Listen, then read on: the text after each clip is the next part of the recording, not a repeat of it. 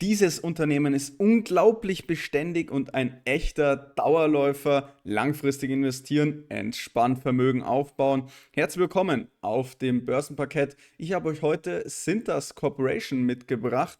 Cintas ist ein führendes Unternehmen im Bereich Berufsbekleidung, Facility Services und Hygieneprodukte.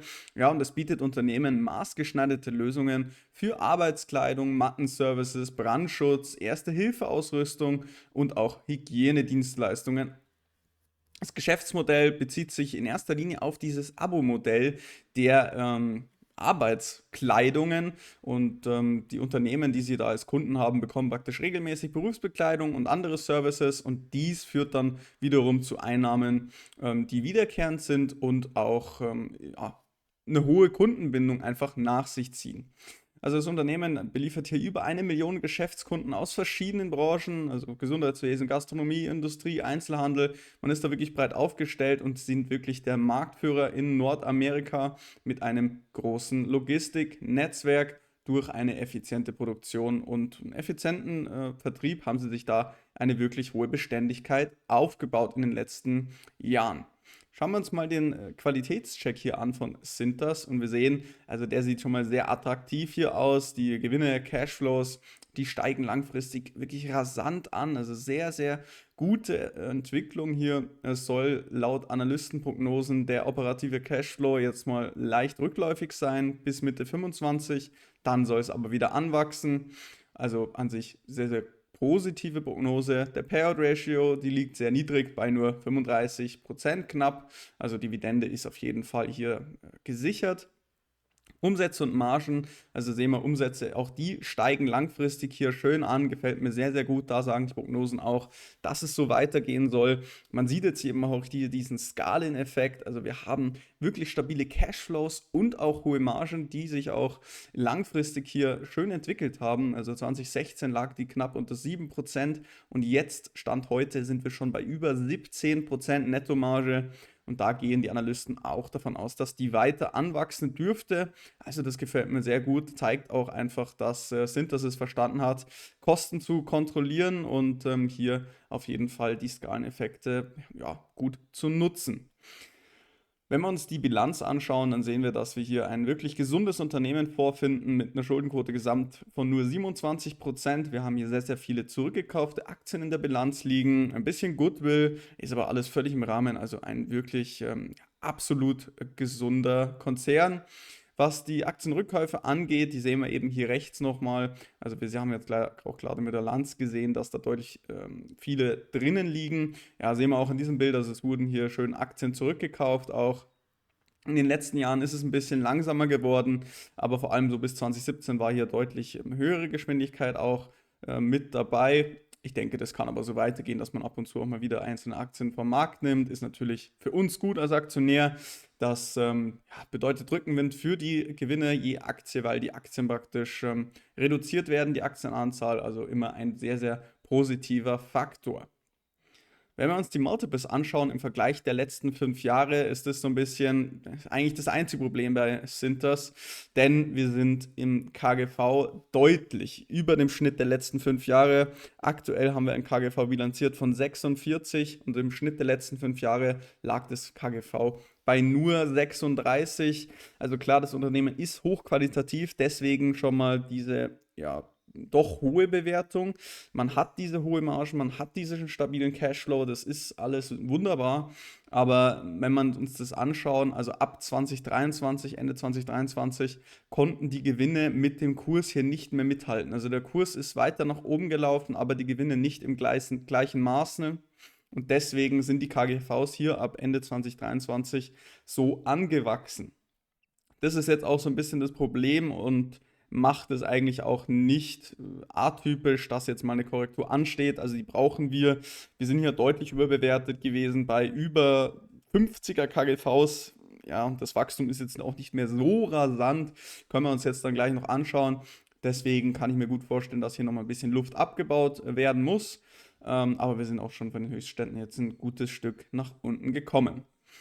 Wenn wir uns das Ganze hier auf Basis des bereinigten Gewinns anschauen, der letzten 3 Jahre, dann sehen wir das auch hier. Also da sind wir gerade so 15% ungefähr überbewertet. Und wenn wir da mal einen Kauf analysieren oder antizipieren. Bis Mitte 2027 hätten wir aufs Jahr gerechnet nur eine Rendite von 4,7%, also wirklich relativ niedrig. Ja, das ist eben das Thema. Also wenn die Aktie nochmal runterkommen würde, das gutes Stück, dann kann man sich das überlegen. Man muss aber auch sagen, also ja, die Aktie läuft sehr, sehr selten auf den fairen Wert zu. Also es ist häufig so, dass die Aktie einen guten Bewertungsaufschlag auch bekommt für eben ihre gute Marktposition und für ihre hohen Margen und diese langfristigen Kundenverträge. Das ist alles klar, aber ich denke, die Bewertung ist jetzt im Moment ja wirklich sportlich. Muss man mal schauen, ob sich die Aktie vielleicht auf dem Niveau, wo sie jetzt gerade ist, eine Stabilisierung schafft. Dann kann man natürlich immer noch sagen, man steigt ein. Die drei Segmente werden hier aufgeteilt in Uniform Rental and Facility Services, also der Hauptabsatzmarkt. Dann haben wir First Aid and Safety Services und dann gibt es noch ein sonstiges. Ja, also die regionale Verteilung ist relativ simpel, habe ich gerade schon gesagt. Also man fokussiert sich hier auf Nordamerika, hat viele Vorteile, auch vielleicht ein paar Nachteile. Man hat eben nur diesen einen Markt, ist ganz nett. Im Moment hat man da keinen irgendwie ausländischen Geschäftssegment oder Geschäftsbereich. Mal schauen, ob sich das irgendwann ändert. Ich glaube aber, dass die Fokussierung hier ganz gut ist auf die USA und da scheint es ja auch sehr, sehr gut zu laufen, wenn wir uns den Kurs gleich noch anschauen. Dividendenrendite liegt übrigens gerade bei 0,8%. Kurzer Blick hier aufs Income Statement von Cintas. Wir sehen jetzt hier das letzte Quartal November 2024 im Vergleich zu November 2023. Da haben wir ein Umsatzwachstum von knapp 8% gesehen hier. Ja, also ganz nette Wachstumszahl. Was sehr, sehr spannend ist, das Net Income ist wirklich extrem angewachsen um knapp 20%. Also Net Income wächst deutlich schneller und auch natürlich das Operating Income im Vergleich zu den Revenues. Also das ist ein sehr, sehr gutes Zeichen. Auch die Earnings per Share sind deutlich angewachsen mit über 20%. Also sowas ist definitiv schön zu sehen, wenn die Gewinne schneller wachsen als der Umsatz. Das zeugt auch von einer wirklich guten Qualität. Und hier der Free Cashflow, der konnte auch im Vergleich zu 2023 rasant ansteigen. Also hier 713 im Vergleich zu 529. Auch das ein wirklich gutes Bild. Die CapEx sind im gleichen Zeitraum rückläufig gewesen. Also zeugt einfach auch von einer wirklich, ja, einem guten Business, einem guten Management. Also das alles wirklich sehr, sehr schön.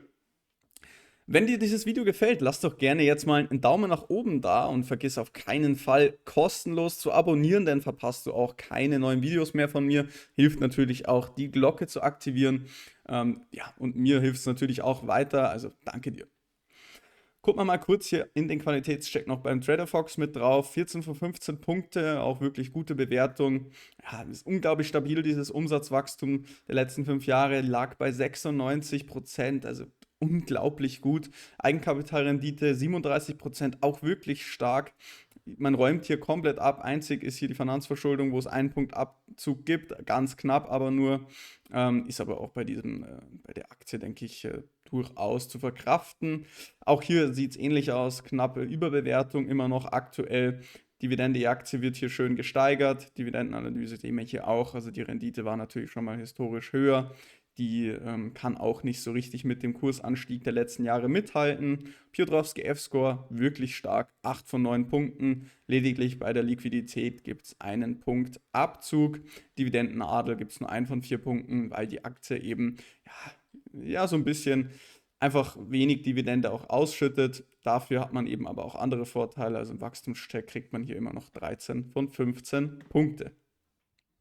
Wir können jetzt noch einen Blick werfen hier auf das Net Income, also 6 Month Ended, wieder November 2024 im Vergleich zum Vorjahr. Sehen wir auch das Net Income mit 900 im Vergleich zu 759, deutlich angewachsen, gefällt mir wirklich hervorragend. Wenn wir noch ein Stück weiter runterschauen, sehen wir auch, dass die eigene Aktien zurückgekauft haben, hier 651 im Vergleich zu 423. Also das gefällt mir auch gut. Zeigt, dass sie da auf jeden Fall weiterhin gewillt sind, eigene Aktien zu reduzieren. Die Cash-Bestände sind deutlich angewachsen, sind doppelt so hoch wie im Vergleich zum Vorjahr. Also man hat hier auf jeden Fall noch einiges an Cash auch zum Verfeuern für Übernahmen, für Dividenden, für Aktienrückkäufe, ähnliches kann man dafür auf jeden Fall auch verwenden. Bevor wir jetzt auf den Chart kommen von Cintas und bewerten, ob sich jetzt vielleicht schon ein Kauf lohnt, check doch gerne hier dieses Angebot mal ab. Du bekommst aktuell 5% extra Cashback auf deine MSCI World Sparplate mit dem ersten angepinnten Kommentar oder dem Link in der Beschreibung. Einfach jetzt hier ein Konto eröffnen, gilt nur noch bis zum 31.03. und da kannst du dir eben diesen Cashback hier sichern mit meinem Link. Also kannst du mich auch damit indirekt unterstützen. Danke dir auf jeden Fall, gerne mal auschecken. Aber jetzt gucken wir uns den langfristigen Chart von Cintas an. Seht ihr jetzt hier, also langfristig gesehen, ist diese Aktie, ich blende mal meine Zeichnungen aus, ein unglaublich starker Dauerläufer. Die Aktie läuft seit 2009 nur nach oben. Der einzige wirklich markante Einbruch war hier in der Corona-Krise, wo man gedacht hat, oh, da könnte das Probleme bedeuten für Cintas. Aber ansonsten läuft diese Aktie wirklich so gemächlich nach oben. Wirklich selten, dass hier mal Korrekturen kommen. Ich habe jetzt mal so ein paar Korrekturen hier gemessen. Hier unten waren es minus 23%, hier minus 15, nochmal minus 15, hier minus 50% sogar in Corona. Dann in der Zinskorrektur minus 25% und aktuell in der jetzigen Korrektur sind wir gerade 17% circa unterm Allzeithoch und im Tief waren es tatsächlich auch schon etwas über 20% Korrekturtiefe. Das heißt, wir sind jetzt eigentlich auch schon in einem wirklich interessanten Bereich angekommen. Vielleicht, dass man nochmal 25% sieht, also 25% Korrekturtiefe. Das würde uns tatsächlich auch genau in diese grüne Zone reinbringen, die ich jetzt hier als erste Kurszone angepeilt habe oder anpeilen würde. Also das ist meine Zone 1, die der Kurs wahrscheinlich als erstes anläuft. Zone 2 wäre hier unten, das wäre aber wirklich richtig, richtig ungewöhnlich, dass die Aktie so tief fällt und würde mir persönlich nicht gut gefallen, aber ich denke, es ist jedem klar, also hier ist eine wichtige Unterstützung mit diesen Hochs aus 2022. Halte ich für relativ unwahrscheinlich, dass wir so weit nach unten laufen, aber das können wir natürlich auch sehen, also wir sehen ja dann schließlich, wenn eine Bodenbildung hier kommt in der grünen Zone oder eben halt nicht. Wenn es kein Kaufsignal gibt und keine Bodenbildung, dann rutscht man eben nochmal ein Stück tiefer ab.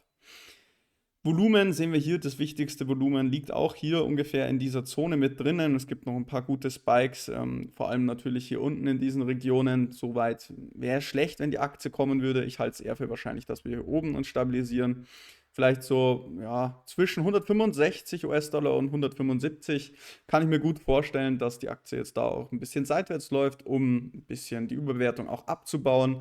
Wäre jetzt auch nicht ungewöhnlich, hat man ja auch hier unten gemacht, war ja auch mehr oder weniger eine Seitwärtsphase oder hier. Das wäre auf jeden Fall wünschenswert. Ganz kurzfristig, wenn wir uns das auf Tagesbasis anschauen, sehen wir, dass wir ja auch die Struktur gebrochen haben. Also wochentechnisch sind wir theoretisch schon noch aufwärts, aber hier oben auf Tagesbasis haben wir die Struktur rausgenommen, hier eine riesige Kurslücke aufgerissen, dann jetzt hier der langsame Rebound und jetzt setzt die Aktie wahrscheinlich zum nächsten Abwärtsimpuls an. Wenn wir hier mal so ein bearishes FIB anlegen, haben wir auch genau das 61,8er abgeholt und da könnte ich mir gut vorstellen, dass wir jetzt hier hinlaufen, also vielleicht auf die 163, hier diese erste rote Projektion, die ihr da unten seht. Das wäre durchaus möglich, wäre natürlich auch wünschenswert. Also ich denke, ihr seid da meiner Meinung, also die Aktie ist unglaublich hochqualitativ und es wäre wirklich attraktiv auch hier Einstieg zu finden. Die 1er-Projektion dieser Bewegung liegt tatsächlich auch bei diesen 163. Also wenn wir da hinkommen und ein Kaufsignal generieren, ist eine super Aktie, also Top-Aktie. Ich glaube da auch langfristig dran. Kann mir eigentlich nicht vorstellen, dass da jemals irgendwas anderes kommen wird in Bereichen Berufsbekleidung. Also da, ja, ich weiß nicht, was ihr da davon haltet. Glaubt ihr, dass es da irgendwann Alternativen geben wird? Ich kann es mir nicht vorstellen. Ist auch irgendwo eine Aktie für die Ewigkeit, denke ich, ist Cintas Corporation. Und ja, es ist nur die Frage, wie stark wird das Wachstum noch in den nächsten Jahren sein? Ja, wir haben es ja gesehen, die Bewertung jetzt gerade mit KGV 47, 46 unglaublich hoch. Also da müssen wir einfach noch was abbauen. Wenn wir jetzt auf meine Zone kommen würden, die wir gerade besprochen haben, wären das nochmal minus 10% ungefähr. Das heißt, wir wären dann beim KGV 40 oder ähnliches. Wenn wir dann vielleicht noch ein bisschen seitwärts laufen, dann wären wir ungefähr wieder auf den historischen Niveaus. Dann könnte man vielleicht auch aus fundamentaler Perspektive sagen, ja, jetzt kann man mal einen Einstieg wagen. Charttechnisch gibt es jetzt hier noch absolut gar kein Kaufsignal. Wir müssen uns hier stabilisieren. Für mich sieht es bearish aus, für mich sieht es so aus, als würden wir die erste Zielzone anlaufen, aber das kann sich natürlich jederzeit auch ändern. Wir gucken uns ja immer nur den Ist-Zustand an, den aktuellen Stand, von dem her mal abwarten, aber natürlich auch keine andere Beratung. Ich habe Cintas nicht im Depot, ist aber jetzt bei mir ganz weit oben auf der Watchlist. Also ich behalte die im Auge, wenn die in meine Zone kommen, da ein Kaufsignal auflösen, werde ich das auch im Discord teilen und mir die Aktie definitiv auch ins Portfolio legen, weil ich glaube, dass dieser Dauerläufer weiterhin auch die Chance hat, den Gesamtmarkt out zu performen und mir generell auch dieser Bereich ja doch zusagt. Ich finde es sehr, sehr spannend, dieser Spezialbereich. Und es zahlt ja auch hier eine kleine Dividende, 0,8%, haben wir ja gerade schon gehört. Ja, ist ganz nett. Ja, ich bin gespannt, ob die Aktie weiterhin so ein Wachstum hinlegen kann, also im höheren einstelligen Prozentbereich. Wir werden es sehen. Auf jeden Fall ein absoluter Dauerläufer, den man im Auge behalten sollte. Mal schauen, wie wir jetzt dann auch in den nächsten 4 Tagen oder in 4 Tagen auf die neuen Quartalszahlen reagieren. Bleibt auch abzuwarten. Vielleicht war es das jetzt auch schon mit der Korrektur. Wir werden sehen. Ich halte es für eher unwahrscheinlich, habe ich ja bereits gesagt. Auf jeden Fall sind das bekannt für starkes kontinuierliches Umsatz- und Gewinnwachstum und es gehört zu den Dividendenaristokraten, heißt steigert seit Jahren zuverlässig die Ausschüttungen und das Unternehmen kombiniert für mich einerseits defensive Eigenschaften, also mit einem wirklich soliden Wachstum, aber eben auch mit wiederkehrenden Einnahmen und das ja, macht sie einfach auch zu einer beliebten langfristigen Investition, die Cintas-Aktie, und da bin ich auf jeden Fall auf der Seite vieler Investoren, die die Cintas schätzen. Von dem her auf jeden Fall eine sehr, sehr spannende Aktie für den langfristigen Vermögensaufbau. Aber was hältst du denn von Cintas? Glaubst du, dass die Aktie weiterhin so ein Wachstum auch haben wird und die ja, es deswegen auch schafft, ein bisschen auch die Attraktivität zu behalten? Gerne in die Kommentare schreiben. Das war es aber heute für dieses Video. Wenn es dir gefallen hat, unbedingt Daumen nach oben da lassen, nicht vergessen und natürlich gerne auch kostenlos abonnieren. Würde mich sehr, sehr freuen und dann sehen wir uns beim nächsten Mal. Bis dahin und ciao.